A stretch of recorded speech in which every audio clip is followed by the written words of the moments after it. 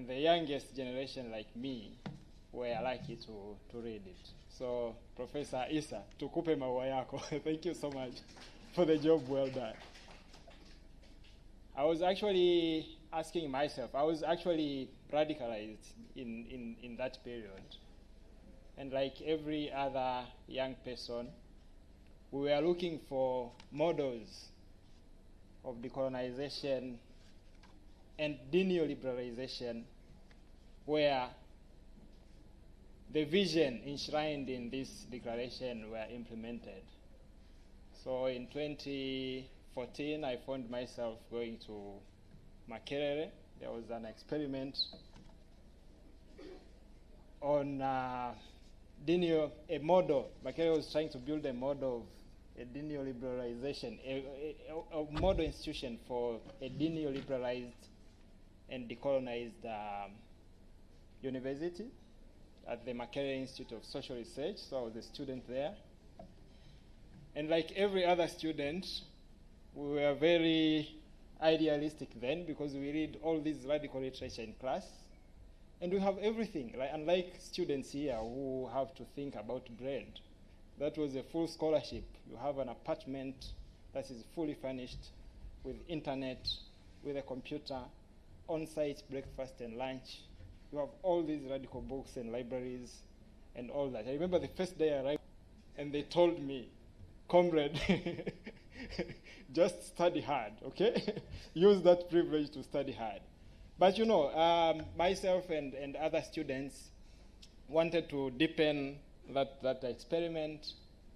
Therefore, we thought that it was not radical enough. We formed a very radical student organization that was demanding, its major demand was to revolutionize the social relations of knowledge production within, full democracy where students can take part in decision making, in knowledge production, on an equal foot with professors. And that was not allowed. And I remember those of us who were in the front line of the student organization were victimized. Myself, especially, I was in the front line. I had written a paper titled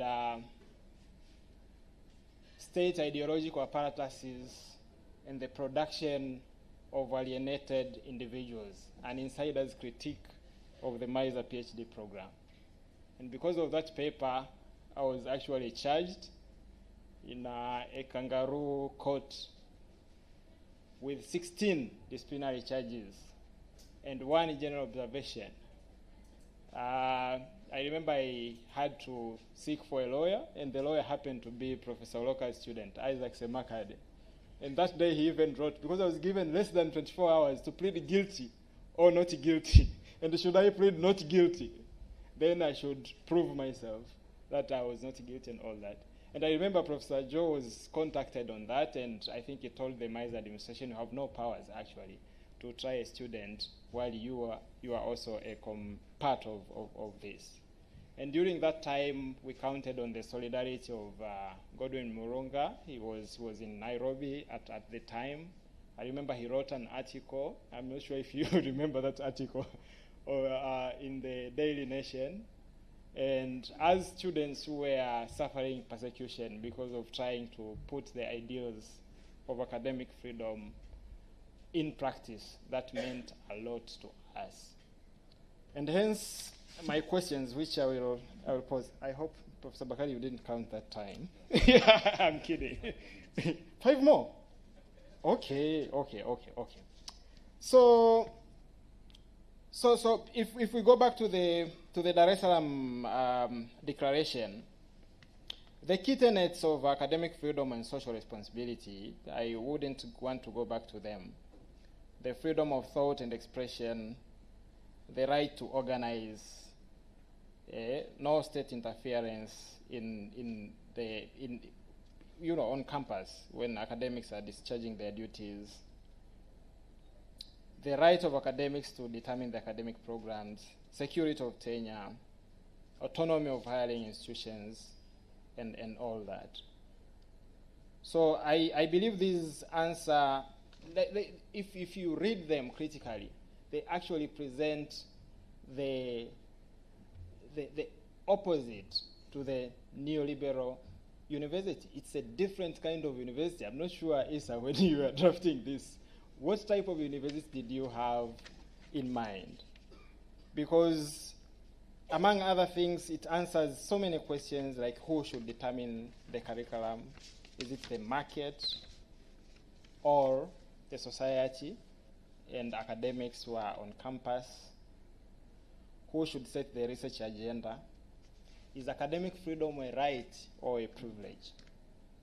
Because when I read it, the academic freedom that is enshrined in this document is different from the neoliberal academic freedom, because the neoliberalism also talks of academic freedom. The type of freedom that, it doesn't even talk about freedom of lecturers and professors. It's a different freedom, a freedom of the academic members, all members of the academic community. And it goes ahead to define the academic community, including everyone who actually works at the university: students, researchers, teachers, workers, and administrators in higher learning institutions. So everyone is part of the academic freedom of the academic community, is also entitled to enjoy the freedoms that are enshrined in the declaration. The democratization of higher learning institutions, if you read Article 39 of the Ardhi Declaration, says the university should function as a self-governing institution with decision-making powers that have been being vested in the hands of all members of the academic community. So it's not the freedom of the few. If it's the freedom of the few, it will just be like Greek democracy, where you had a few free men who are free to debate all the time, while the majority of the community members, whether it's women, unfree men, and slaves, lived in the state of perpetual unfreedom. Here it's everyone who has to be free. Think of this university, for instance, with all the neoliberalization that has taken place. The majority of staff, others do not even have the right to unionize. If you speak of the support staff who were permanent employees in the past, they are now employees in a subcontracted company. They can't unionize. Their salaries, the salary of staff who cleans this room, or those who actually prepare our food, is $35 a month, And the declaration also speaks about their rights. The last point, of course, is on community service versus social responsibility. Because there's also, if you read, I think the Vision 2061, if I'm not mistaken, of the university, it also talks about the duties of academics. Our duty is also community service. But community service, as enshrined in that document, it means doing consultancies, And basically it means being answerable to either government or capital, whether it's private companies or donor institutions and all that. But the concept of social responsibility, which has also been co-opted, actually, there's corporate social responsibility nowadays, that is used in the declaration, talks about creating organic links between the struggles of academic freedom on campus and the popular struggles off campus, so that they are part and parcel of collective emancipation of the community, such that the knowledge that is generated on campus is not only, it is also relevant to the community and academics, and the struggles that take part on campus are also part of and parcel of the struggles of emancipation of campus.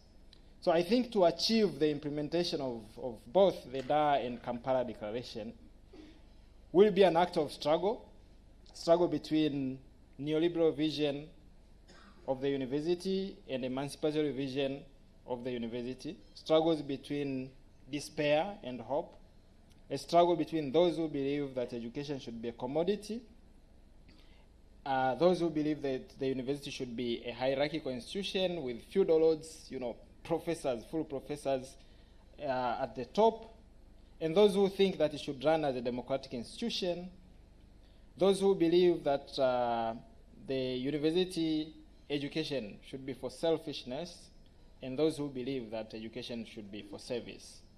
Those who believe that in the ivory tower notion of the university, and those who want to open the gates of the university to the community. A struggle, as I said, between hope and despair. It will be a long and protracted struggle, but we should pursue it with a determination that academic freedom will be achieved in our lifetime. Yes, in our lifetime. Thank you.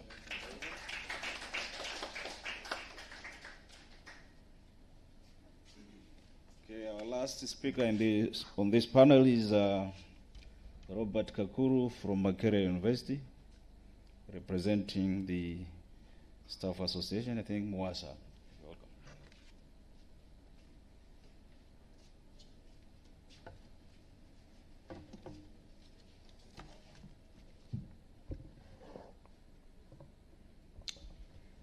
Good afternoon, ladies and gentlemen. Good afternoon, ladies and gentlemen. I may have the academic freedom to speak, but I need to be sure that I'm being heard. You know, I am a vertically challenged person. I'm short, in other words. Now, when I add there not being heard, then it can be a very big puzzle on my side. So I need to be sure that I'm being heard. Speaking at last presents a number of advantages and disadvantages. Advantage in a sense that most of the issues I'm going to cover have already been covered. That I can even easily sit, or I can just give a conclusion and sit. I am Robert Kakuru. I am an assistant lecturer in the Department of Philosophy at the College of Humanities and Social Sciences, Makerere University. But back home, I am called a principal assistant lecturer because I promoted myself when the university refused to promote me.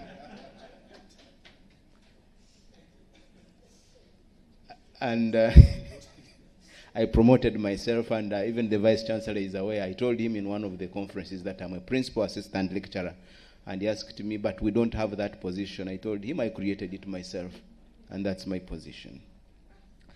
I am a chairperson of the Makerere University Academic Staff Association and the General Secretary of the Forum for Academic Staff of Public Universities in Uganda. And therefore, when I'm raising some of these, when I'm speaking, I'm holding about 2 portfolios, and I will be trying to give examples from different spectrums of universities. Talking about the imperatives of academic freedom and social responsibility of the intellectuals, reflecting on staff associations, I think it's a very interesting discussion. It's an interesting discussion because it comes at the helm of a predominant top-down decisions that are being made in a university. When I talk about a university, I'm looking at a broad spectrum of all universities in Uganda. It's looking at a time when structures within the universities have been mutilated. Some universities are actually not functioning while others have been suspended or have many times been suspended. I was demonstrating to my guild president sometime back. The guild presidency was suspended at Makerere University.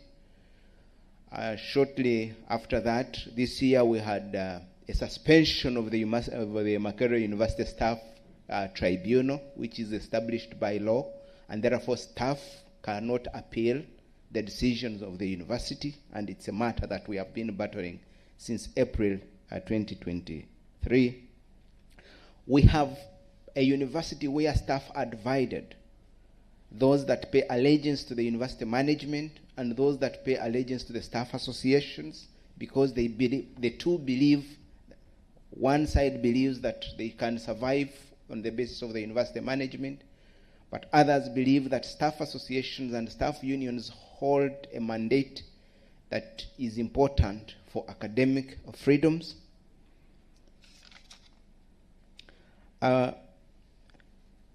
We have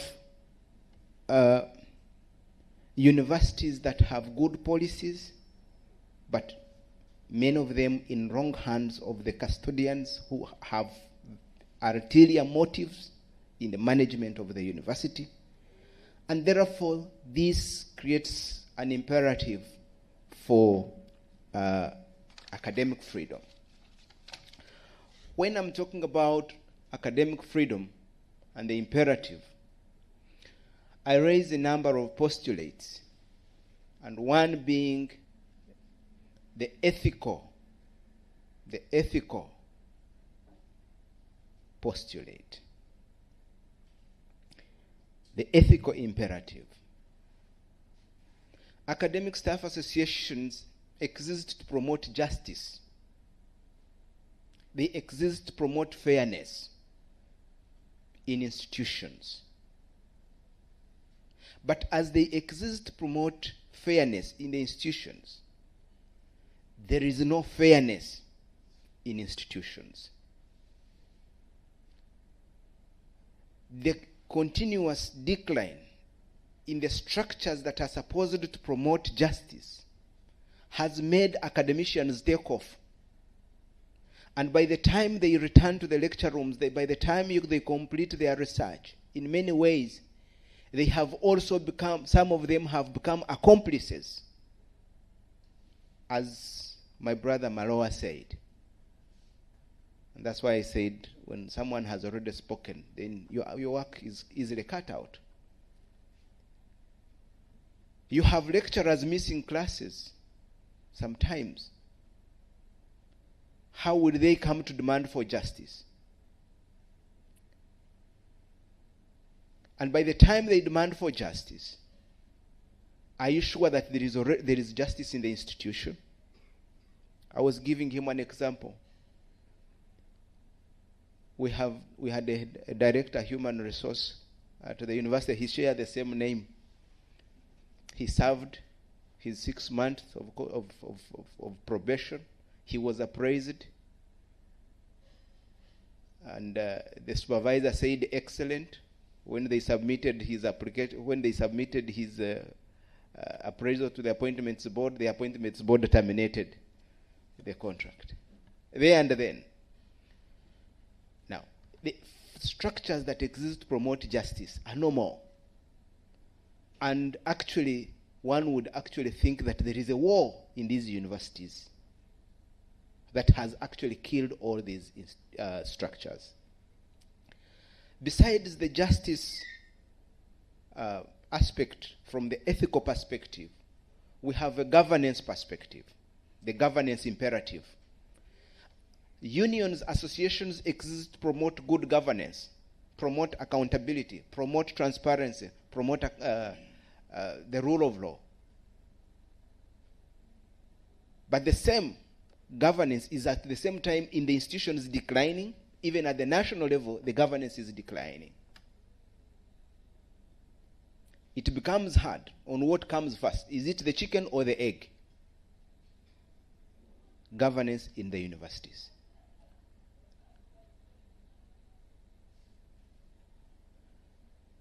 I also want to raise what one philosopher called the categorical imperative. Those of you who border political science and philosophy, there is a philosopher called Immanuel Kant. In his categorical imperative, he says we should not treat human beings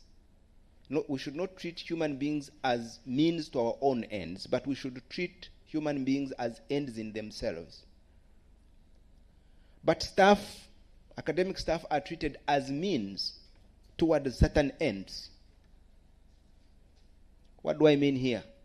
When a dean, a head of a department, and a college principal are looking at an academic staff, they are looking at results. They are not looking at Robert Kakuru. They are looking at results. They are looking at the dissertations. They are looking at They don't want to know what you have gone through as an individual, whether the children are well, whether the wife is okay. Even if the wife is in intensive care, you will see an email, please, Robert, submit results. There and then. And therefore, human lecturers are like robots. Sometimes in this era, they want to manage them as robots. But the time is changing. And we need to understand that these lecturers operate in a certain context that must be understood, and we reflect on it constantly to make sure that there is a good environment for them to perform. This environment is not there, I have to say the least. If it is there, it is just blinking.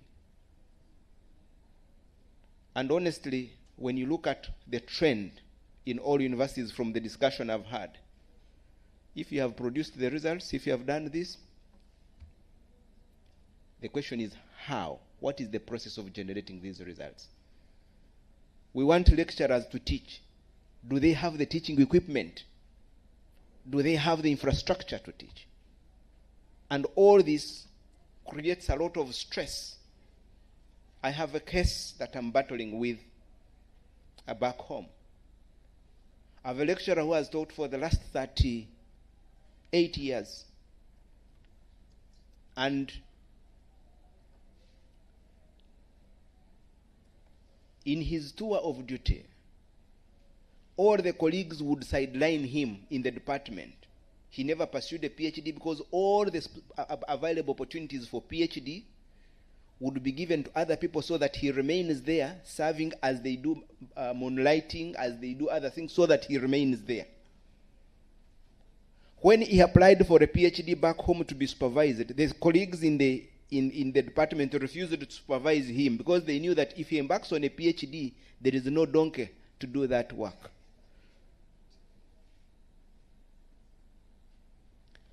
When scholarships would come, they would look for new people to take on those scholarships so that he remains as they do their own work. At some point, he developed stress, and when he was in class, he slapped a student. And now the problem is he slapped a student, and by the way, he would teach a minimum of 500 students every year in one class. Now, stress piled. He is a frustrated man. No one wants to know. He slapped a student. He's now at the verge of being dismissed because he did this. Where are we? And now, as associations, we have a mandate to protect such, but at the same time, to engage the university to make sure that there is a good environment. But at the same time, the same environment is declining. I want to look at the democratic imperative. Academic staff associations promote democratic ideals and practices in institutions and outside. And in some cases, associations like MUASA previously were engaged in debates that caused or influenced regime change. When you asked the likes of Professor Mohamed during their time, they really did a lot. But guess what? In my culture,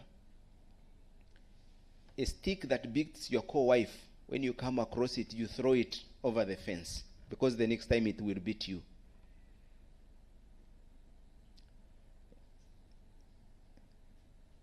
Leaders have understood that academic freedom can actually cause regime change or can influence regime change, and therefore they have to find a way of closing it. If you have been asking what is causing all this, please know that it's deliberate, it's intentional to close this.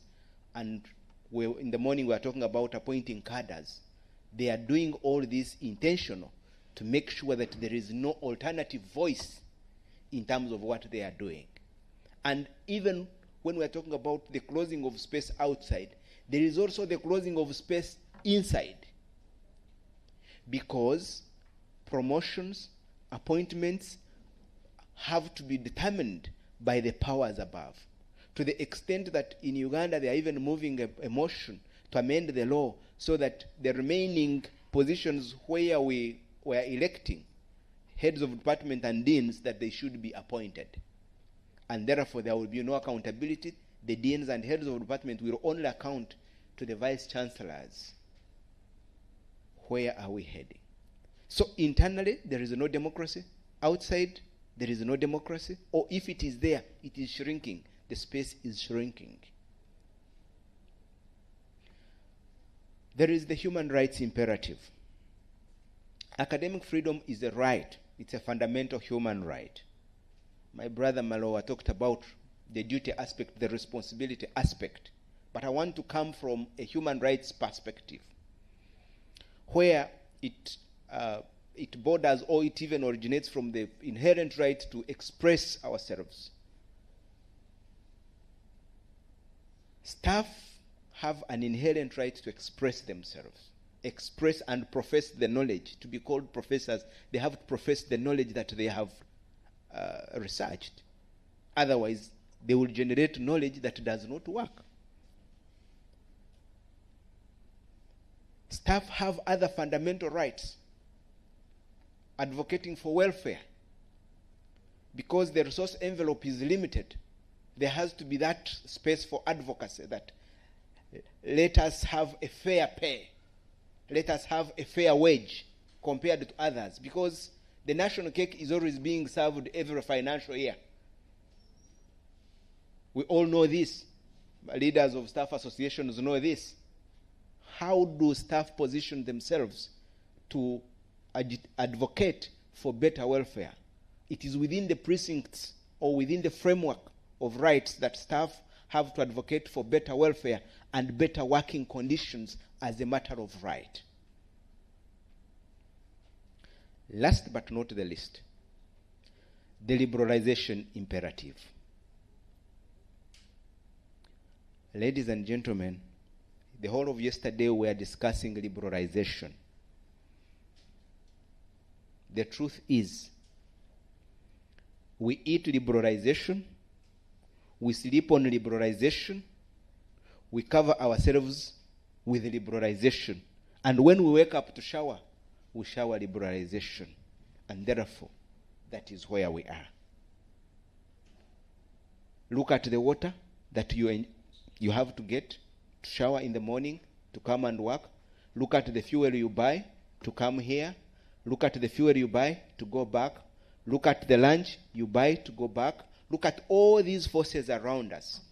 And the opening of academic spaces and the opening of many universities, private universities, the creation of many other universities, which can be explained by the demographic patterns and the development trajectory of the country.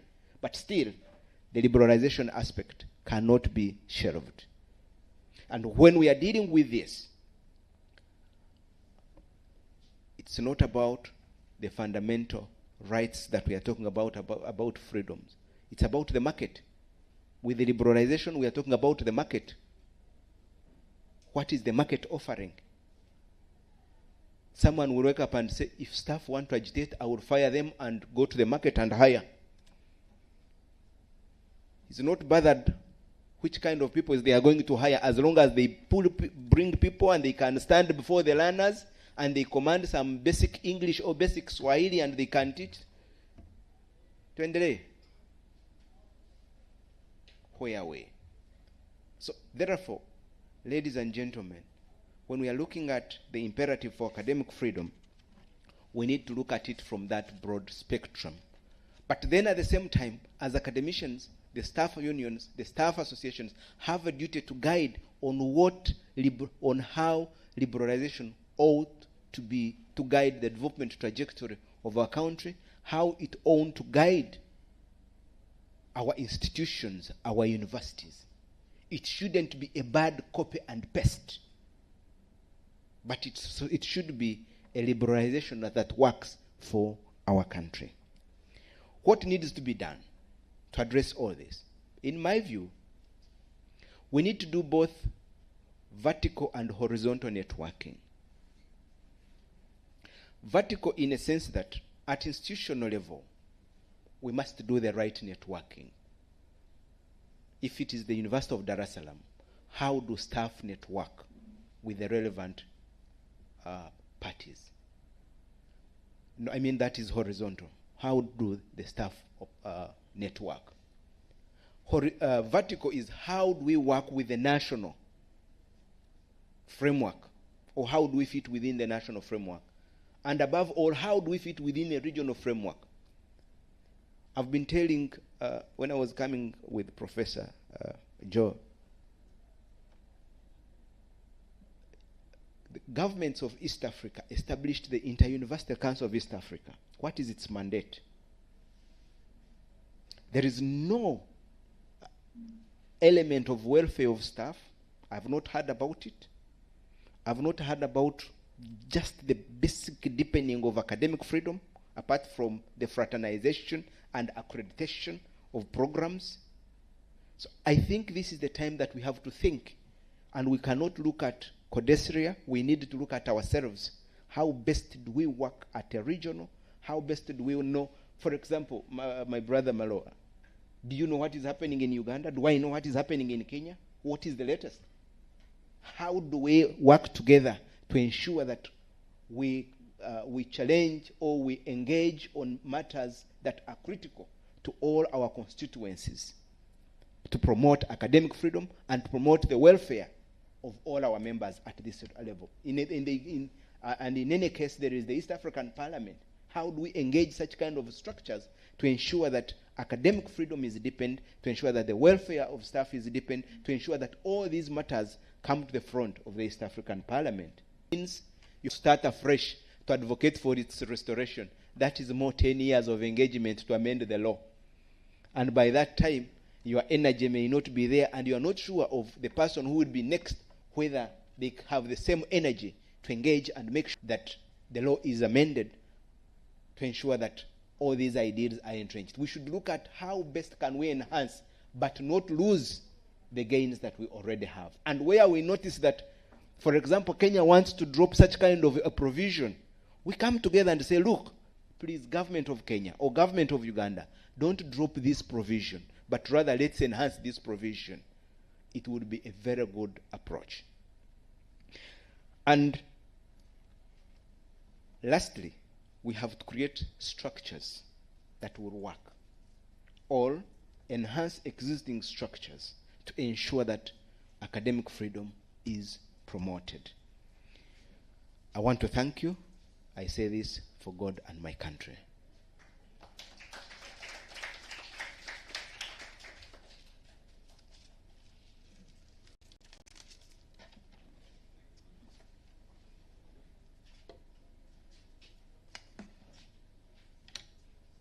Well, I think the title of the principal assistant lecturer is well deserved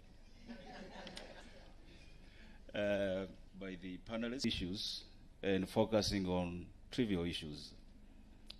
That was supposed to be maybe instrumental in promoting a learned generation, a more informed generation, a more responsive generation, but unfortunately, the negative side has been on the higher side than the positive side, so to speak, as far as social responsibility is concerned, as far as academic freedom is concerned.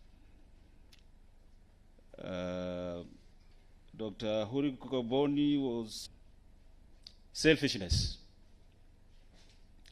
losing a sense of humanity, academic freedom, and particularly on the side of students, because sometimes we focus very much on the staff and we tend to ignore the other side of students, the kind of sufferings that they experience. And I think we had a very kind of interesting discussion on the critical imperatives for the social responsibility and academic freedom to thrive. So now it's time for discussion. I think according to the program here, we are supposed to go for tea break, but I think I would suggest that maybe we continue with the discussion, and then when we get out, we don't come here again. So I don't know, what do you think about it? Yeah, because I think nobody is falling asleep here, so I think we could continue for some time. So you are welcome. Thank you.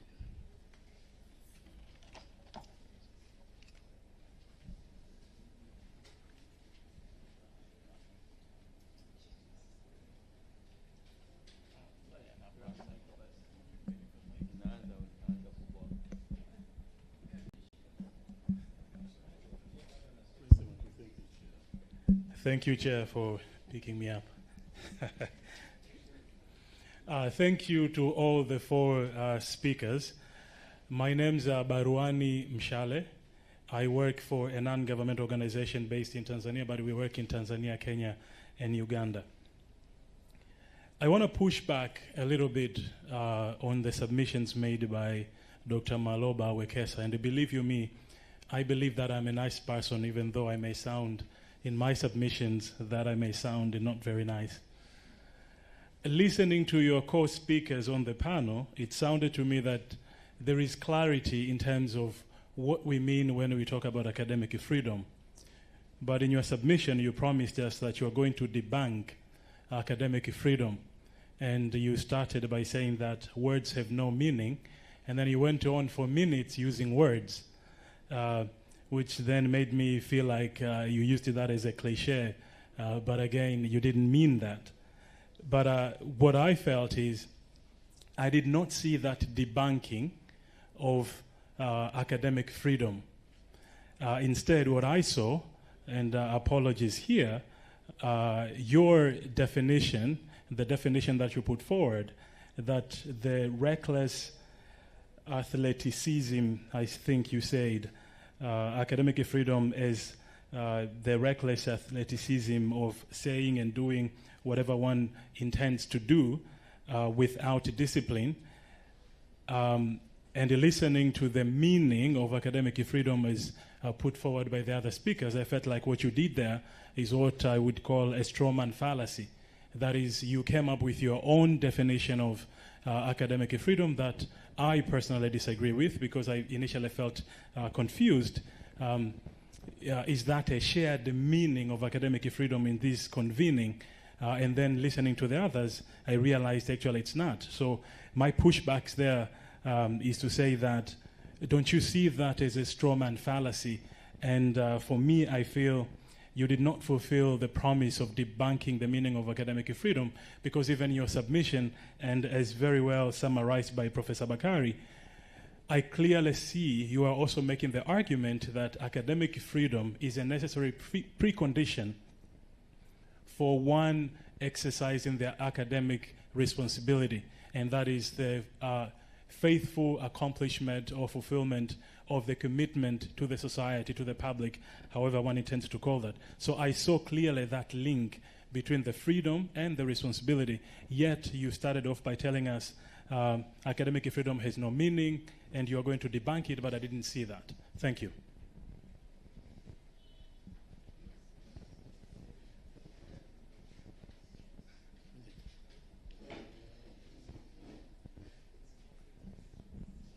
Which one?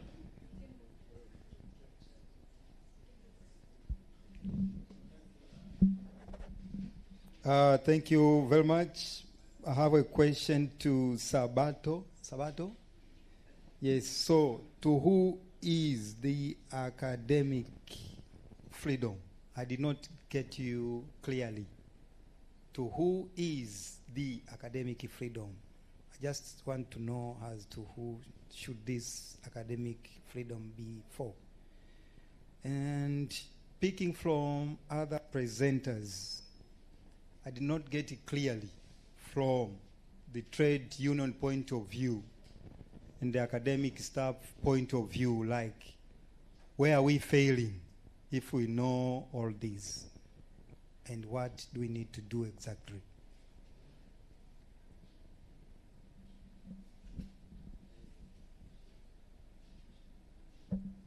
Thank you. My name is Diana Kamara. I'm a student at the Makerere Institute of Social Research that Sabatho also went to. And I'd like to address the issue that Sabatho talked about trying to start a radical movement in a place that promised freedom, but ended up being very, I suppose, despotic in his experience. Because for me, I'm persevering, I'm still there. So, my question is, Sawa, Sabatho, you didn't get what you went for. But why did you choose in the first place to go to that institution? What freedom was it promising you as a promising young intellectual? You could have done, my bad. You are doing a PhD now at University of Dar es Salaam after the MUASA experiment, what you call an experiment, didn't go so well. You're back to University of Dar es Salaam. Does it give you the same freedom that MUASA would have given you? Does it give you the same diversity of disciplines, resources, academics you meet, you know? So I'm just curious, what dream took you there? And now that you're back at Dar es Salaam, if you want to be honest, it's fine. If you don't want to be honest, it's also fine. You tell us the kind of academic freedom that you sought when you went to MUASA, and now that you're back at Dar es Salaam, how are you experiencing it? Thank you.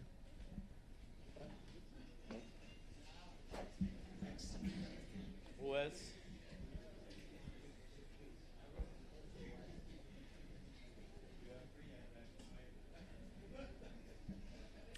Thank you very much for the mic.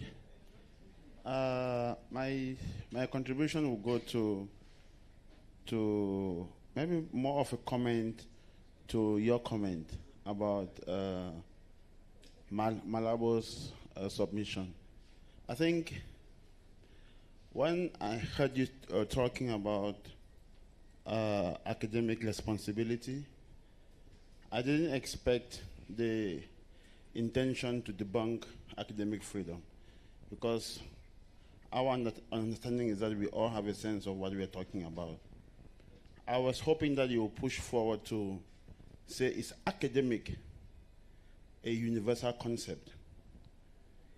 Everyone who is called an academic, is that person, do we have a common understanding of who an academic is? Because we get cases where academics prey on their students.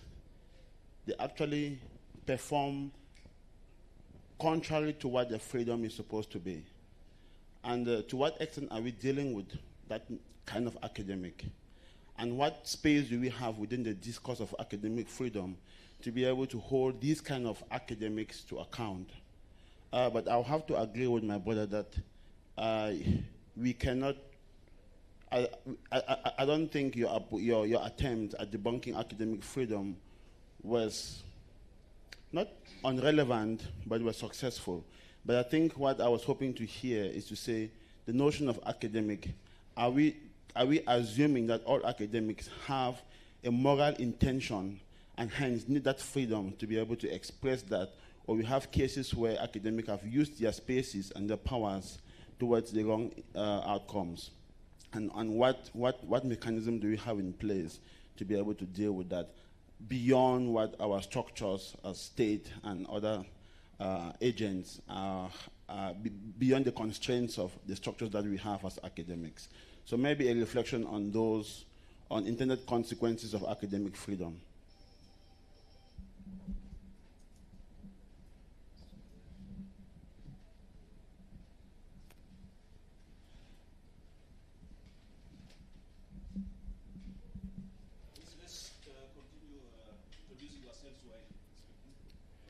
Yes, I'm Professor John Mahugija, chairperson of UDASA.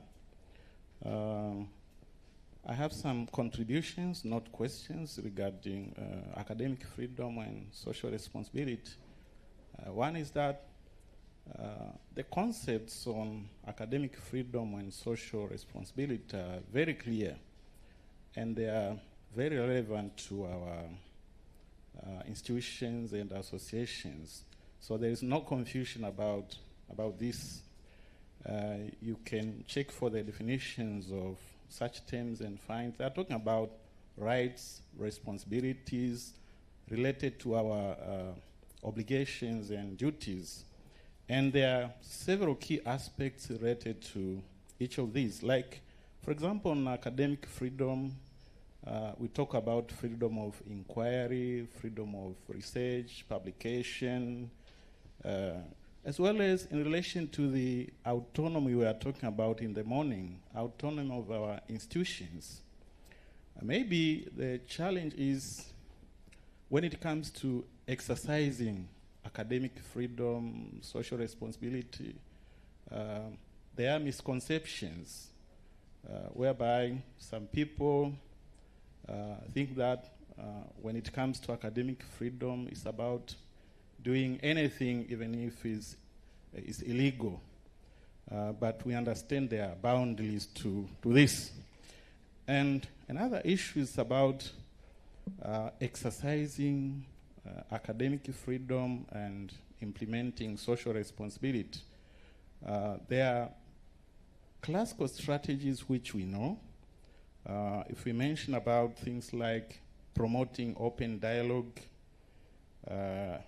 engaging in research, community engagement, teach ethical and inclusive curriculum, mentor and support students, participating in government, including our senates, committees, and so on, especially actively participating in these decision-making organs, addressing social issues. But I can emphasize that when we are doing this, we need to balance between academic freedom and responsibility. And to add on this, we need new strategies just because of the changing circumstances. Just like now when we talk about publishing, we used to have that mode, very famous mode of subscription mode, whereby we hide our things and even our people cannot access that knowledge or information. But nowadays we have open access publishing. We should try to advocate for that. It's very useful in terms of access to knowledge and information, and if really we want to solve our people's problems. Otherwise, if we are just advocating publishing in high impact factor journals, which are found in Europe, and our people do not have access, we are not going to solve our problems which exist in our countries. So we have to look for new strategies which can match with the existing circumstance, not forgetting about issues which have been mentioned about the internet, the social media. We should find ways of utilizing them. But I understand there are challenges when utilizing such issues, including issues related to online harassment and cyberbullying.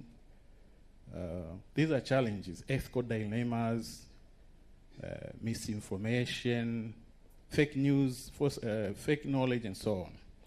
But I'm emphasizing that we need new strategies in exercising academic freedom and implementing social responsibility. Thank you.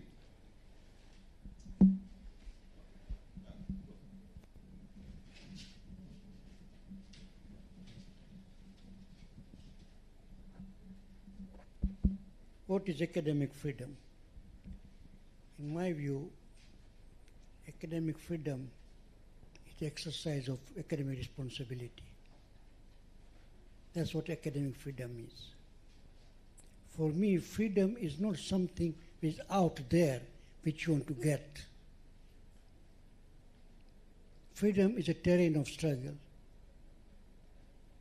And if I am to perform my responsibility as an academic, as an intellectual, both my academic responsibility as well as social responsibility, I need freedom. That is freedom. Freedom to perform my responsibility. Okay, I want to bring in slightly different, but arising from our discussions. Since we are a gathering of intellectuals here, I think it's important for us increasingly to become aware of the concepts that we use, the terms that we use, which we kind of take it as common sense. They don't require any further argument or justification. It seems to me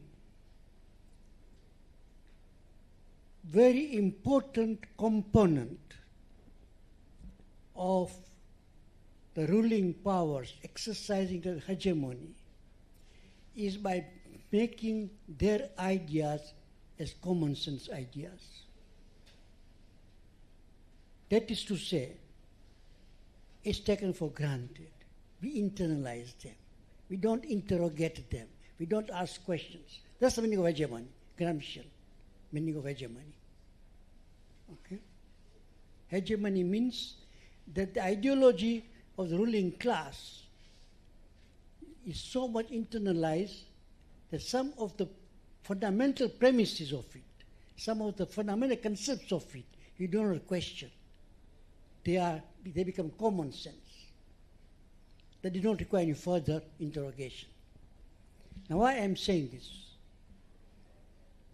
For example, not necessarily in this panel, but throughout our discussions, you heard certain terms being used, which are not even concepts, but they are taken for granted. They don't require one, for example. There should be a balance between freedom and regulation. That you cannot have unregulated freedom. Yeah? You cannot have unregulated freedom. Freedom must be regulated. That's a very hegemonic idea of the bourgeois social order. It assumes that if you have unlimited freedom, you will exercise your freedom chaotically. Nonsense. It's neither historically true nor contemporaneously true. For example, you won't find me suddenly standing up here and start to dance on the table, will you? No, I won't do that. But there's no law which saying that, does it? No. Why do I do it? I have certain responsibility. Okay? Stateless societies were not chaotic. They were not chaotic. It's not true. In fact, state introduces more chaos than peace. There's also a very common phrase that if the state doesn't intervene, if the state doesn't regulate, there will be law of the jungle.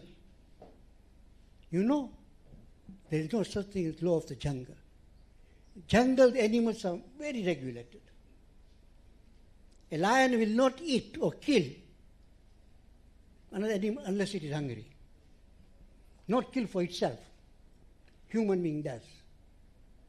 The only animal in nature which invents tools to kill is human being. There is no other animal in nature which does that. Okay. But we take it for granted. Law of the jungle.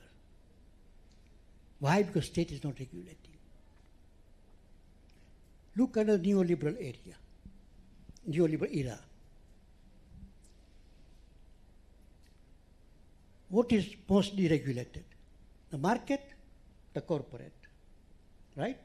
There you talk about deregulation. When it comes to personal freedom, you regulate it. Don't you see the contradiction? Don't you see the contradiction? When we were told, in Tanzania, I'm sure you can repeat it in other countries, same thing, that the state should withdraw, should not intervene. That withdrawal of the state saw more legislation being passed in this country than before. More legislation to regulate, more legislation to regulate strikes, to regulate freedoms, etc., etc. We should be very careful when you're using these words. There's no such thing as balance between freedom and regulation. Just as there is no balance between the oppressor and the oppressed. You know, you don't strike a balance between the oppressor and the oppressed. There's no balance between a lion and a donkey and a goat. You cannot talk about regulation. I mean balance. There's no such thing. So we should be very careful when we use these terms. We have to interrogate them. The other one, and I guess this vocabulary did not exist pre-neoliberal. The stakeholder. Very common. The state is one of the stakeholders, right? It is a player, like other players. Come on, interrogate it, question it. State is a stakeholder in freedom? Is it? Stakeholder is the most concentrated organ of violence. Even a non-Marxist like Makerere recognized that.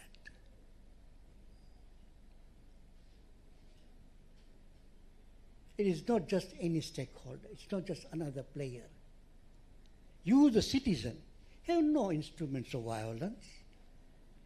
And if you exercise violence, you have committed a criminal offense, to be taken to court and imprisoned, right? But when state exercises violence, it's legitimate violence. And yet you talk about stakeholder being another player. State being a stakeholder as another player in this equation of freedom. We have to be very, very careful about that. Let me give you an example, anecdote, which will illustrate the point I'm making about the state. In 1978, the student organization in this country, which was under a very radical leadership, you see, they went on a demonstration outside the university gate. They wanted to demand, they had certain demands, they had written out a statement. They wanted to go to the office of Daily News, the newspaper, and read out their statement. As soon as they went out, they started walking in the streets here of Magomeni and Manzese. The workers joined them. You see, because there was a lot of grievance. And one of their demands was that while the country is suffering from cholera, we have this problem. The members of parliament met somewhere in Zanzibar, were seen enjoying themselves in a children's park, and they increased their own payments, their own salaries and gratuity. Students were questioning that. It was not bread and butter question. It was a national issue. As soon as they went out and workers started joining them, FFU came, Field Force Unit, Fire Fujo Yone, beat them up and dispersed them. But students using Jia Zapaya, okay, appeared at Daily News office. I was there, so I witnessed it. They were there, they read out their statement. By that time, the police buses had come. As soon as finished reading the statements, they were all put in the police buses, brought on the campus. You are given 1 hour, fungeni mizigo yenu, rudisha yumbani. You know, in our country, rudisha yumbani means sent back to your villages. As if hapa su yumba yako. You see? You know, cities are not their homes. Cities are not their homes. Rudisha yumbani. They were expelled. Okay? The Daily News next day came out with an editorial because for the first time, an action taken by Mwalimu was not popular with the people. Next day, the editorial came out, Daily News. These students are refusing to go to the villages. They do not want to work in villages. That is why they were expelled. Not true. It was a lie. It's a blatant lie. It was recognized to be a lie. Anyway, as usual, after a while, wazee walienda, mwalimu akawasamea, they came back. After they came back, mwalimu came to the campus in this usual visit where you talk about, and he talked about democracy and so on and so forth. So one student stood up and he said, Mwalimu, you have been talking about democracy here. You give us a lecture on democracy. We, the students here, demonstrated in the exercise of democracy. And you sent FFU to beat us up. So what democracy are you talking about? There was silence in the hall. My God, this guy is going to be picked up. So when you looked at him, those of you who have witnessed this, looked at him, after 2 seconds he says, well, what did you expect? What did you expect? I'm head of state, and state has a monopoly of violence. Mali was saying that. He was very good, He could have his cake and eat it. State has a monopoly of violence. If you demonstrate, I'll send FFU. But does that mean that you should not demand democracy? No one gives you democracy on a silver platter. This is Mwalimu. Okay? The anecdote I'm giving you is to show that don't talk about balance between state. Engage with the state, yes, but don't enter it. Don't think you can make alliance with the state. There is no such thing. State is an organ of violence. Okay? And I think the biggest mistake we can make, very often, when our own problems, social problems, we won't invite the state. The biggest mistake you can make. The state regulates most of the time to control. It's not regulation, it is control. It's control. And there are lots of examples you can give.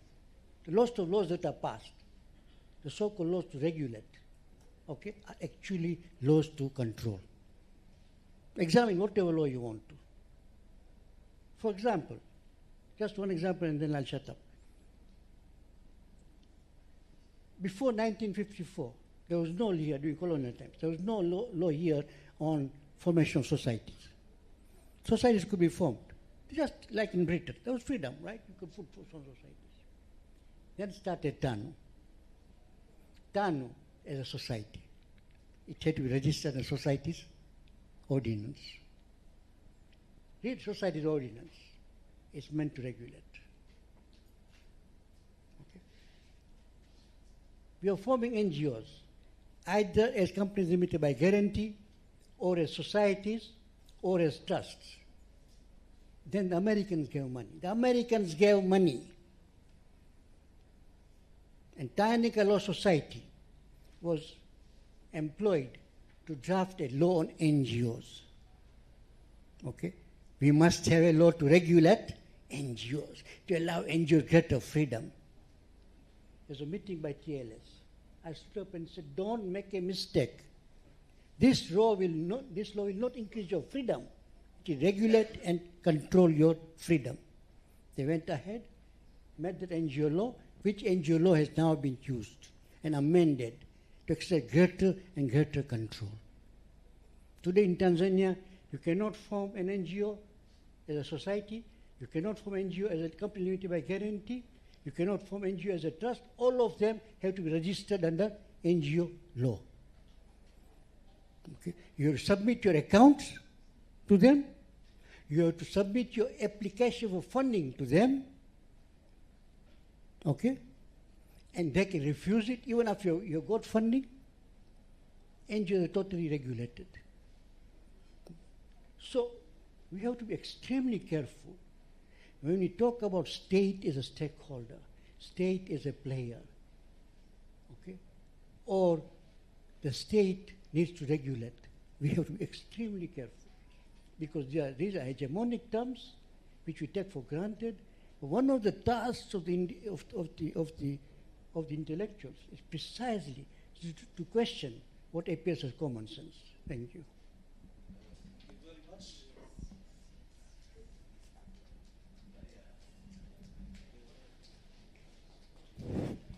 Thank you very much.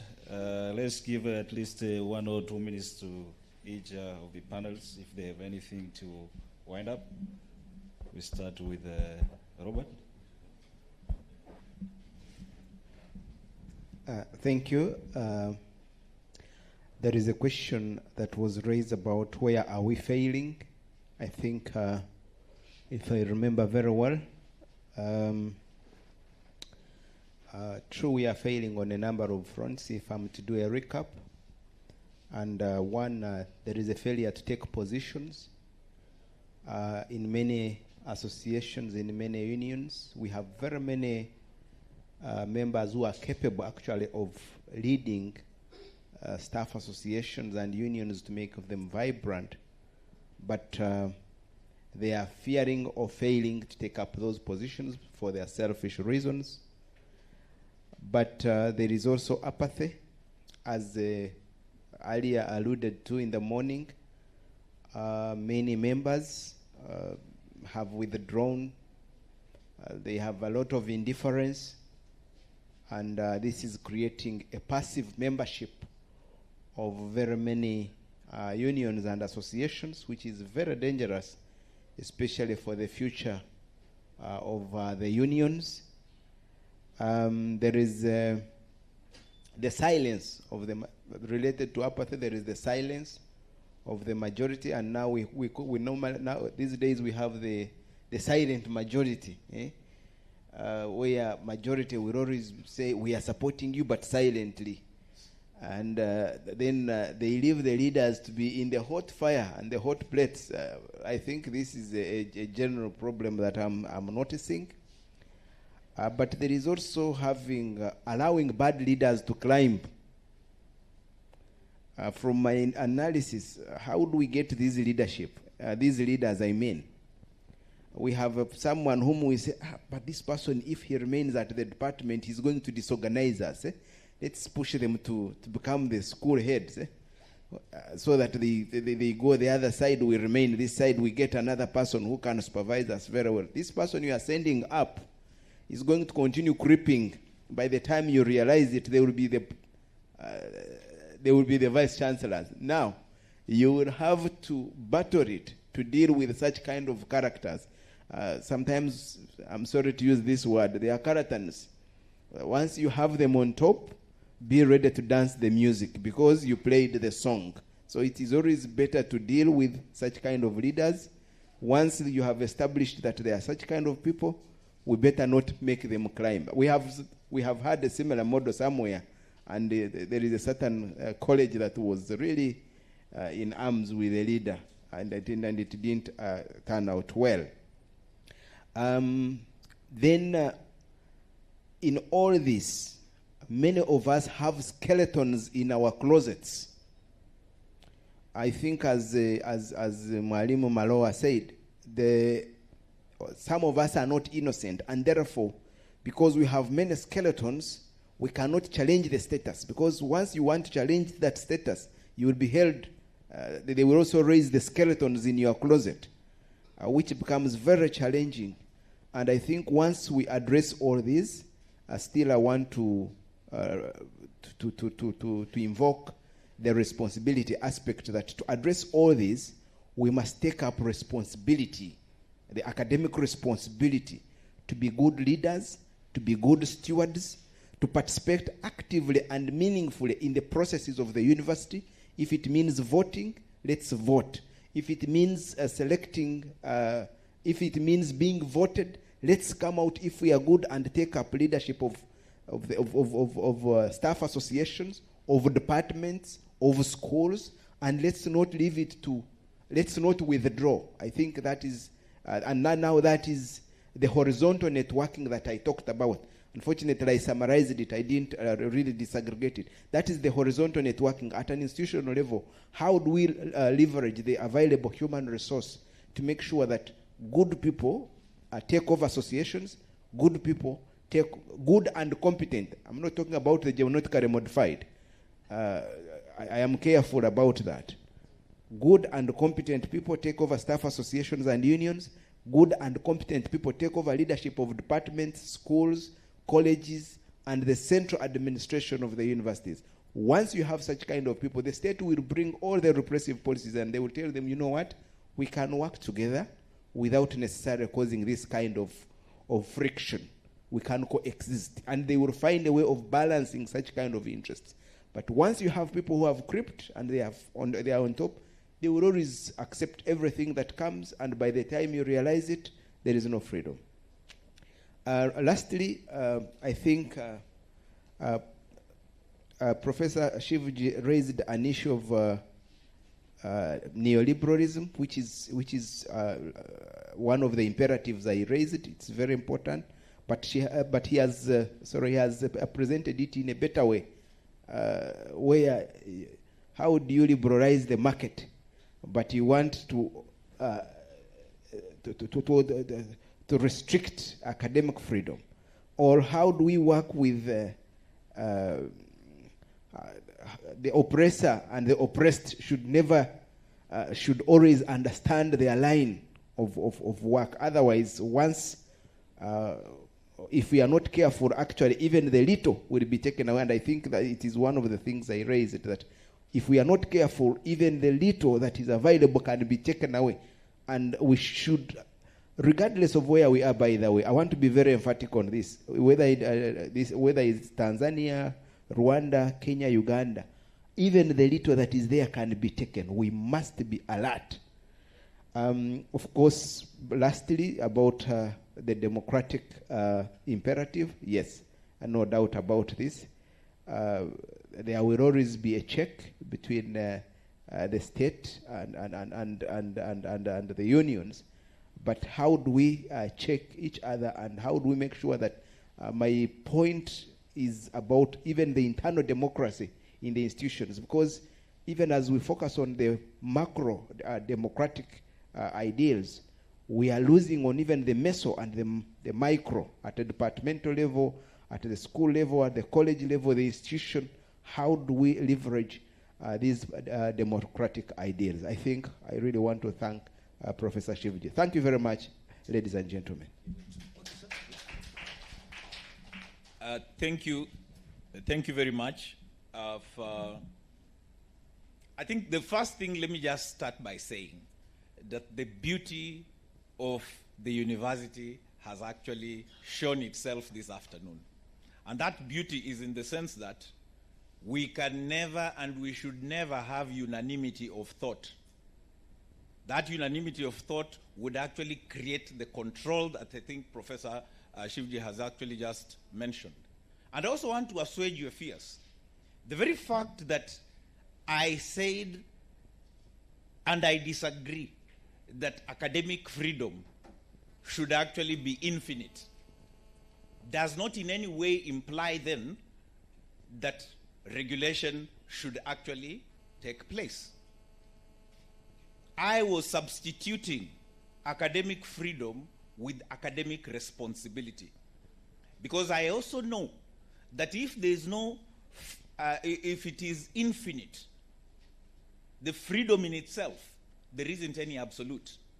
The very fact that we have radical Islam, the Wahhabi section of Islam, can actually show you the full extent of what that academic freedom can take you.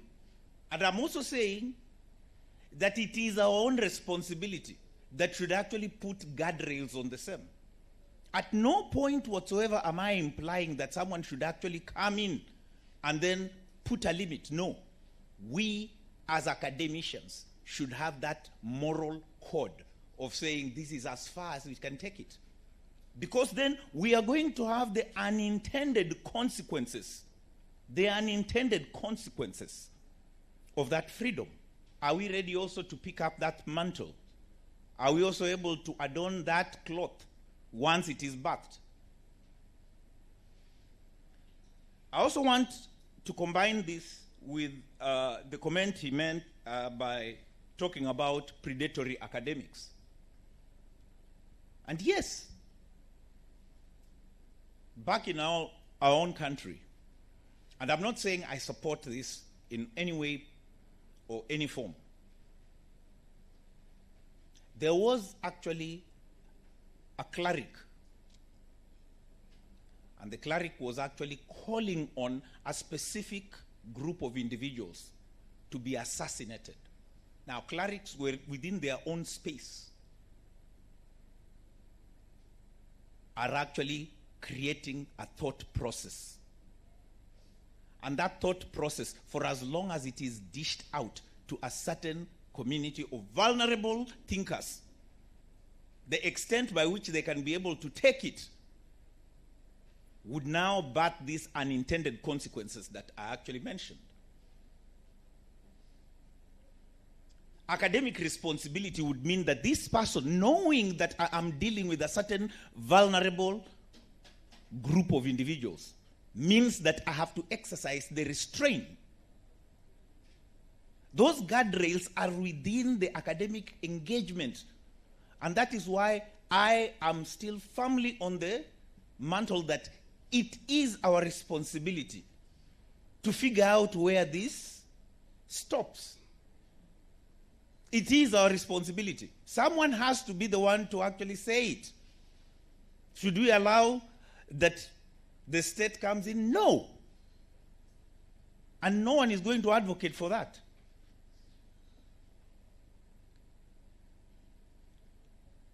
Professor Shivji is right. The freedom to do academic work must exist. And there is no restraint whatsoever for someone to actually come and put on that. What I'm only refining is, can you actually don that responsibility on that freedom to do your academic work? The last thing that I want now to finish with. After this, are we going to say we are now critical consumers of information? Because if we are not going to be critical consumers of information, then at the end of the day, whatever that we are talking about, academic freedom, doesn't add up. I talked about what percentage of the internet is degenerate. That information is out here. Many of you have actually lamented that there's going to be a lost generation. And that lost generation is because they are not critically consuming news. The phone as we know it,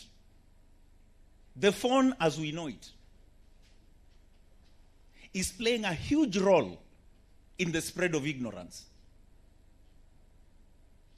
The phone as we know it is actually destroying communities as we know it. It is actually warping how humans interact. My interaction with you is supposed to be transient when it's oral. Do you know what happens if you keep reading a message over and over and over again? These are the unintended consequences. I am still going to firmly believe that we are capable of having our own internal guardrails. And the only way we are going to do it is to open up publicly and own up to our own weaknesses and say, this is the right direction that which we should take. As union leaders, we know the full extent of the effect that we can have on governance. I'm capable of actually standing at the University of Nairobi and calling for an industrial action for every small misinfraction that the university deals with. That's my academic freedom. Is it helpful? Are we saying that we want to actually stymie everything? Granted, I know, as Kenyans, we always say we have a problem because of one thing. We like a scene of an accident. In fact, when you drive through, for as long as there's an accident, there's going to be a jam, even if it is away from the road. Why? Because people want to stop and even take pictures. We love accident scenes. And I'm only calling out an alert. Let us not go into an accident scene because of the academic freedom. Let us always mollify it with academic responsibility. Thank you.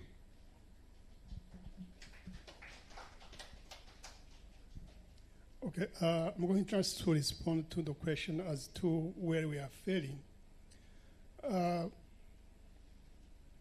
It's true that every institution is doing its best to conquer back the freedom, the academic freedom, but the problem is that we are doing it in an isolated way, and in this way we become weak. As the others have suggested, we should probably involve the inter-university council so that we can be stronger. And also, I will suggest that we have a regional association which can probably force the governments to recognize our academic freedom. In this way, that's how we can be stronger. Otherwise, if we work in an isolated way, the chance of succeeding is very weak. Thank you.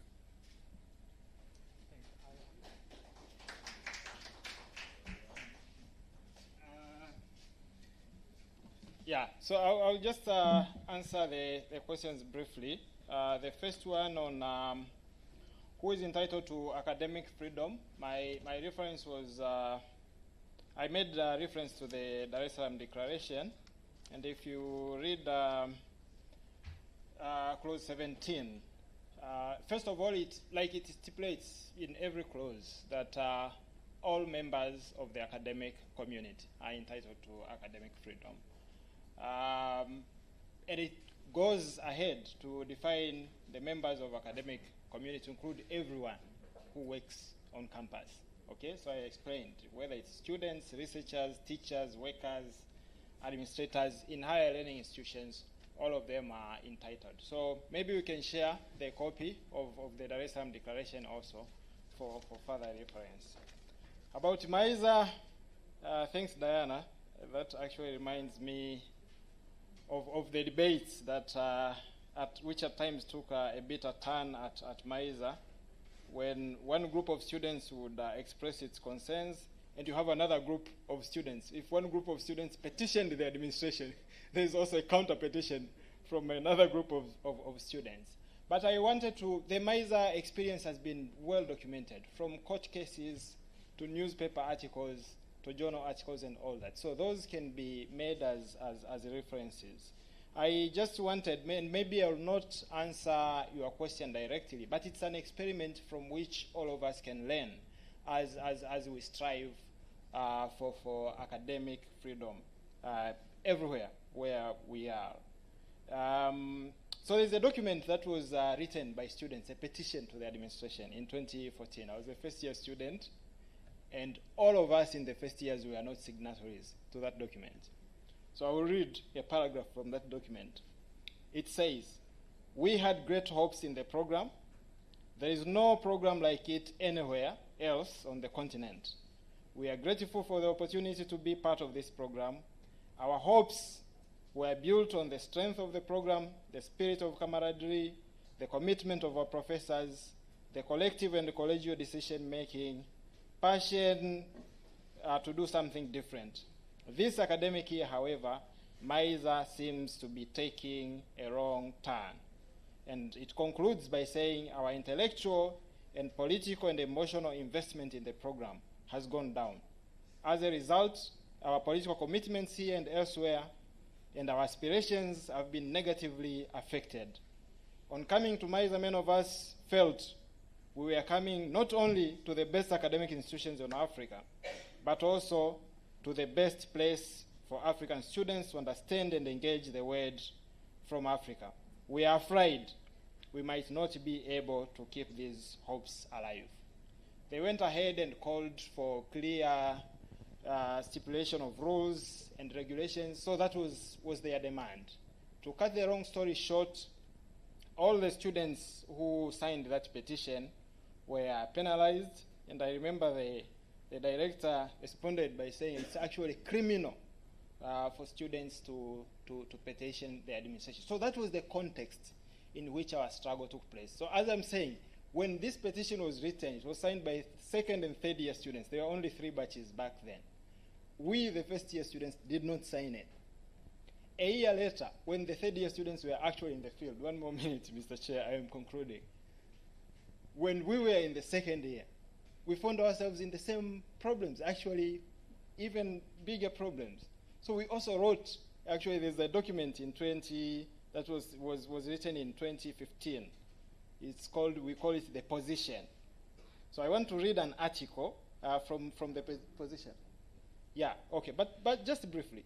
To sum up, to cut the long story short, the position called for student representation in every decision-making body of the university, and we called on the MUASA administration to honor the democratic requirement that is stipulated in the Makerere document.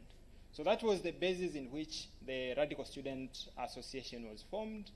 And as far as I'm concerned, and the majority of students were in the forefront, that was the basis for the victimization which happened. I really appreciate and congratulate all the students who could continue, but I also salute and pay tribute to those who struggled, because their struggle would help to make, to achieve academic freedom in our lifetime. Thank you. Thank you very much, Sabatho. And let's give a final round of applause to all our panelists. We have a very good day.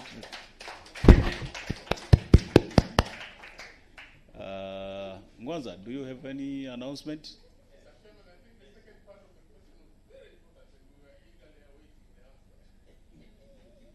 I think that was a summary already. So,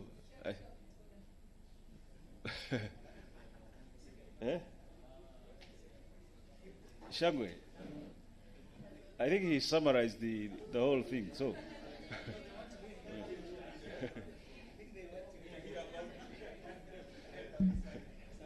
okay, maybe just briefly, Mr. Chair. 1 minute. 1 minute. Okay, we can continue this conversation because it's about reflections. The second part, I think it has to do with UDism, whether or not it is an alternative to MUASA. The answer is no, but we are there and we are struggling. I think you were not there yesterday when we were talking about the efforts, the ongoing efforts in the College of Social Sciences under the principal to try and bring back the spirit of the 60s and 70s to take Dar es Salaam back to its radical roots. And that's what we are trying. It's a struggle, as I am saying, and we are ready to pay the price. Yes? Thank you. Thank you, Chair.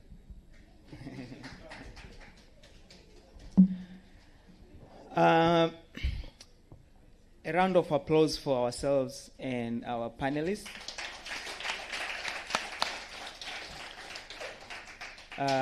Thank you very much. I think we have had a very fruitful day. I'm not taking anything away from yesterday's sessions, but I think today we also had some very interesting discussions on issues that are very important for us as members of academic community. And there are so many takeaways. I can't even count. But like for me, personally, today when we were discussing about the symmetries, the similarities, to the extent that someone was like Africa is one, given the experience that we are hearing from other, like from Uganda, from Kenya, from Tanzania, the experiences are more or less the same. And therefore there is sort of like to underscore that we have similar problems and we probably need to come together to try to find solutions or to address those problems. And also very interesting, how do we extend the idea of academic freedom? Someone was asking, or proposing that we should not just focus on freedom from the state, and they were talking about freedom from beliefs, freedom from culture, freedom from, and someone very importantly actually mentioned the teacher-student relationship, and how sometimes supervisors and professors and they impose ideas on their students. That's also part. It's in the discourse, in the discussion of academic freedom. So I think that's very profound, and it's great food for thought. One thing people are talking about is intellectual walls that are being built in the academic communities, which are abstract. I don't know if you have seen physical walls surrounding the universities. You have seen it here, right? Exactly. So there are actual walls, confining universities, which is very symbolic, actually, like to cut off the community from the universities. And also, I don't know if you have seen in the main entrances to this university, huge signs, dress code, how you should dress. You haven't seen it, Professor? You noticed it, right?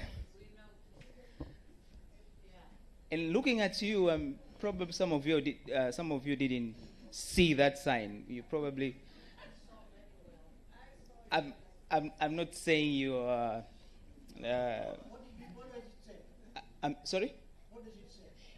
It has pictures of how you should dress, men and women, appropriately. You have to dress. If you are, yeah, exactly. The management. So there's a certain way that is acceptable. And I'm saying, looking at how you are dressing today, you probably didn't see that sign. I'm just kidding. Yeah, but those are,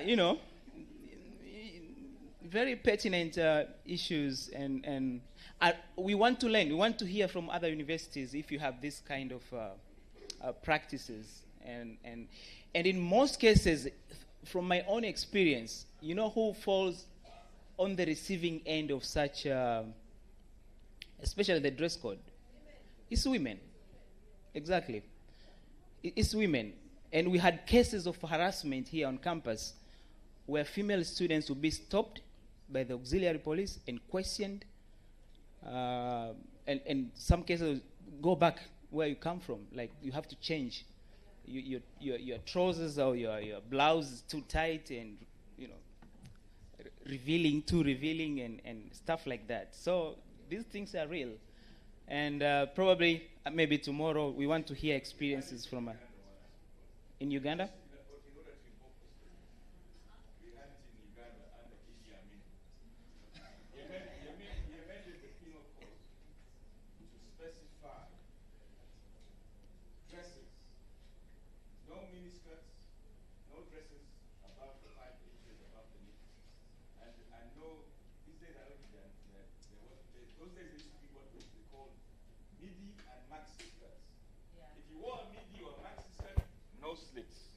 Wow.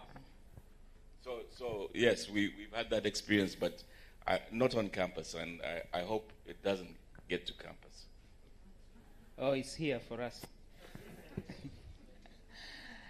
Yes, having said that, in relation to, because yesterday we were talking about the need to produce or create and nurture organic intellectuals, especially the role of the young people. Our poet, Kido, in the spirit of organic intellectualism, has written a book, right? It's poetry. And of course, he's selling that book. But the money is going to, they have like a grassroots movement to build coalitions between the young people here and Kenya. So the money is going to that initiative because they want to invite their counterparts from Kenya to come here for dialogue and strategize. And so he has a book, and he wants you to buy that book, and the money is going to that initiative. You want to show them the book? That's the. How much is it? Or there is no fixed price?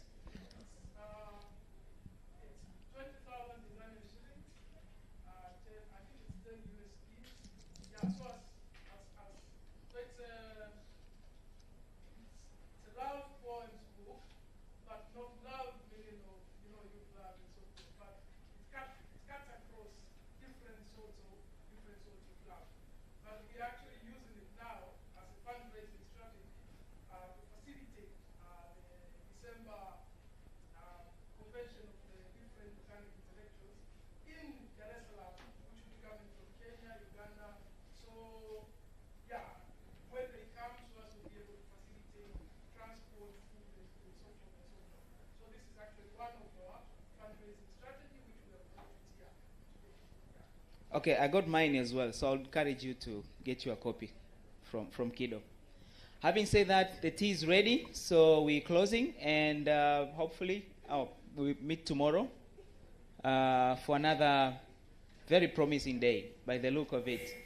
So let's have evening tea, and let's continue this discussion tomorrow. Thank you.